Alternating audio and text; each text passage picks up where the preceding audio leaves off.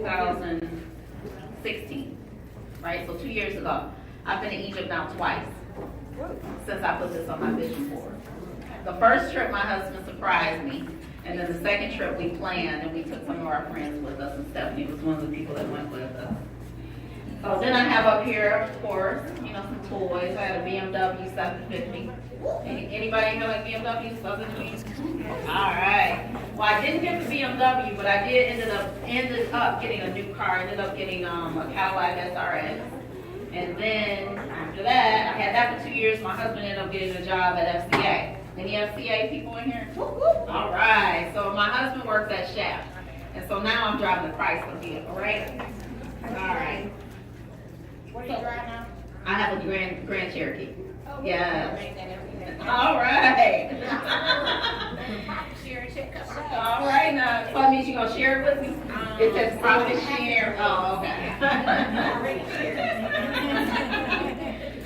So at this time, I wasn't working in my own business. I was working for another company, but I was being paid commission. I had a base salary plus commission. And my goal was to make sure that I was billing at least $100,000 every quarter so that I could have a six-figure income. And I made that happen twice before I left. So I was able to bill $100,000 in a quarter, and W-2 was certainly over six figures. So paid speaking engagements. You know, I wanted to have paid speaking engagements.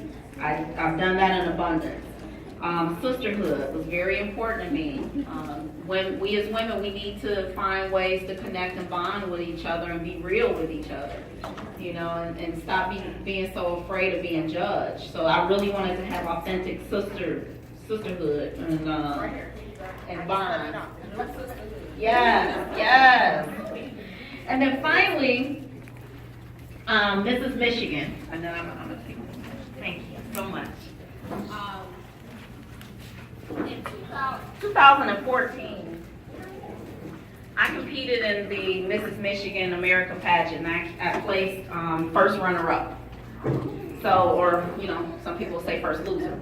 But it was my very first time ever competing in a pageant, and to be able to place first runner-up.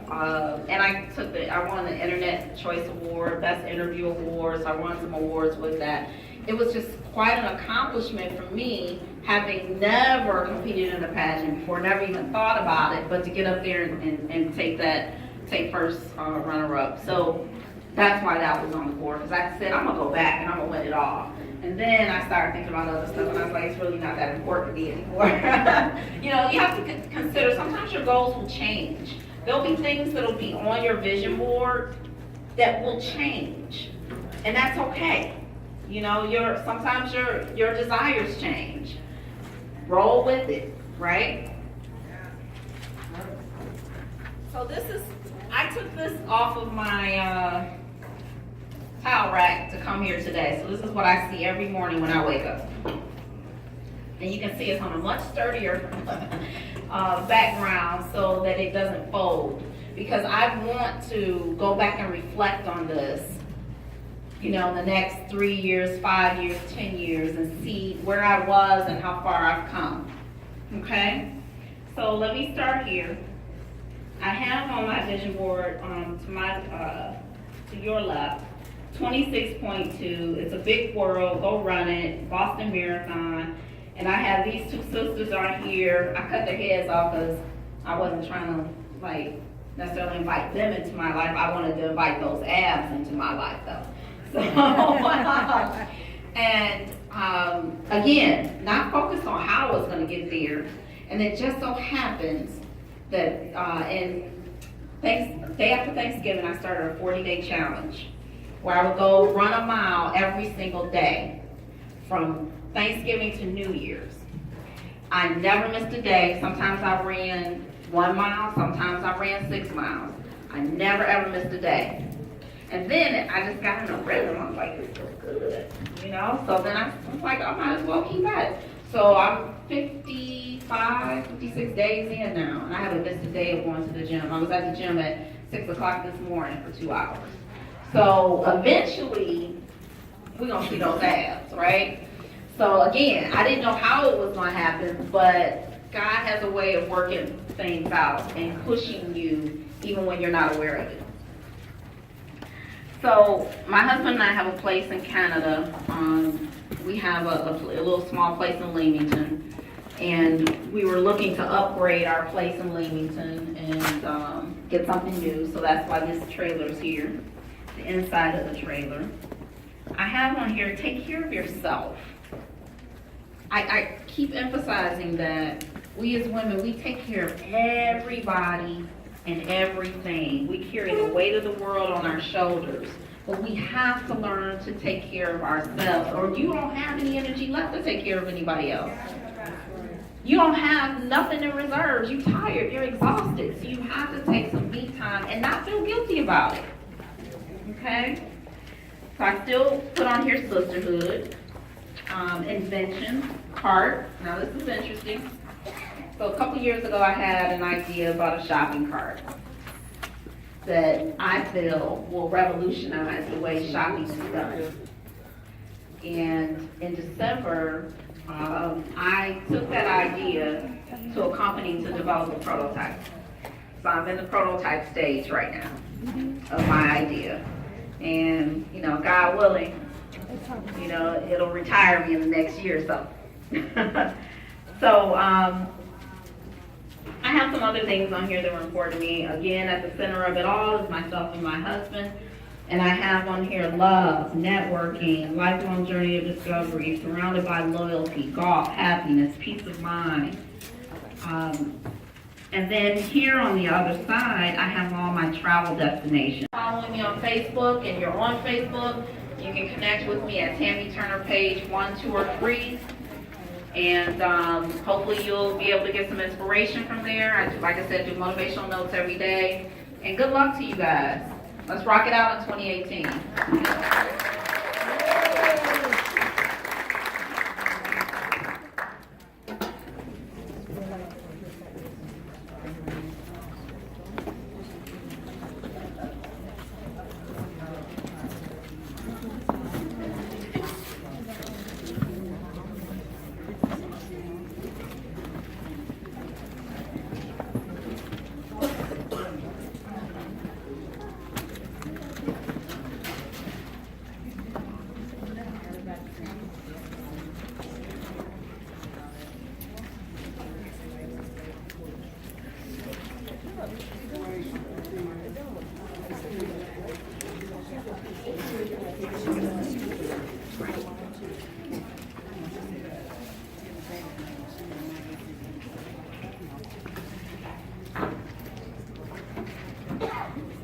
Good afternoon, everyone.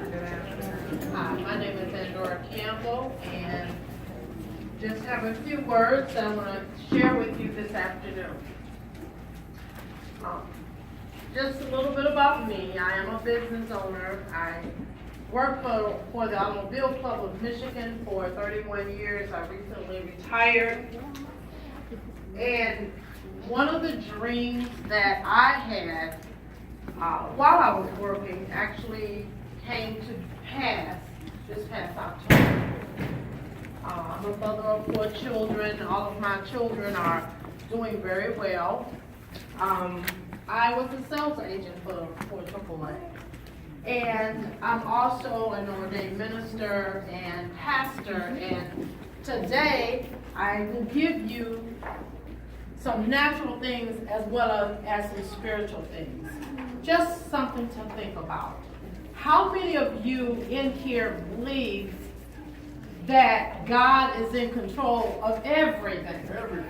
Everything. And I'm not here to give you a sermon. I speak to all types of people in different places and in different situations, and so I'm not going to make it a spiritual thing. But what I would like to say today is that everything starts in the spiritual world first. There is absolutely nothing that is created or made that does not start in the spiritual realm. Whether or not you believe, if you are a Christian, Muslim, Jehovah's Witness, no matter what your religion is, everything starts in the atmosphere. So what you put in the atmosphere is very important, because when you put the wrong thing in the atmosphere, that's what you would reap the wrong thing. There's a scripture in the 2nd chapter of Habakkuk that the other speaker referred to. It says, write the vision and make it plain. Write it on tablets. That means you are to write your vision down. And if you write your vision down, you're putting that vision in the atmosphere. There's a Chinese philosopher that says that when you take a 1,000-mile journey, you start that journey by taking one step at a time. So what does that mean? That means that if you take a goal and you write it down, if you say within yourself, you want to be a business owner, and you decide on what business that's going to be. I want a boutique, and you write that down. You're not going to wake up tomorrow morning and there's a building and there's merchandise in it. Absolutely not. But what you're going to do is say, I'm going to bring this to pass. So you start, first of all, by going to the state or the government and finding out what it is you have to do to start to put that vision in motion. But if you never do that, it will never ever come to pass. So that's the reason why when the philosopher said, take one step at a time, you're looking in the future, you're looking at the end of that 1,000 miles, but I've made the first step, I make the 2 step, I will make the 3 step, and eventually it will come to pass. In this year, 2018, statistics show that the average person will not work on a job 5, 10, 15, 20, 30 years anymore. The retirement plans and all of the 401ks and things like that that some of us share in a company will not be here. So what that means for us, especially as an African American man or woman, we have to create our own wealth. We have to create our own jobs. Whether you are an entrepreneur with a physical building or one that is internet-based or web-based, however you want to say it, you got to create your own. And as Black people, we need to get together and network on how we can build upon each other and what each other have, our ideas and our goals, so that we can create wealth. Because we can no longer depend. You see what is happening in government. We can't depend on that. When I worked for 31 years. I said I want to work for a company that would pay for my education and had a pension and all of this. I started working for AAA of Michigan. I have a master's degree in training and development that I received during that while I was still working. I've taught on the college level, and I did it for fun. I did it at night after my job. I loved my job. I was one of those fortunate people. Back to us, good measure, pressed down, shaken together, and running over. Not you, but man will give into your bosom. Yes. But you got to do it that way. Success is a combination of efforts that are done over and over again. You knock down, you get back up. You knock down, you get back up. You do it over and over again, and all of a sudden it's going to catch on. People who achieve things, people who are achievers, are people who are willing to do what others will not do. Because my kids said, Mama, why are you doing this? You don't have to do anything. You need to stay home. Are you kidding? Do I look like a 61-year-old and need to stay home? I'm just asking y'all.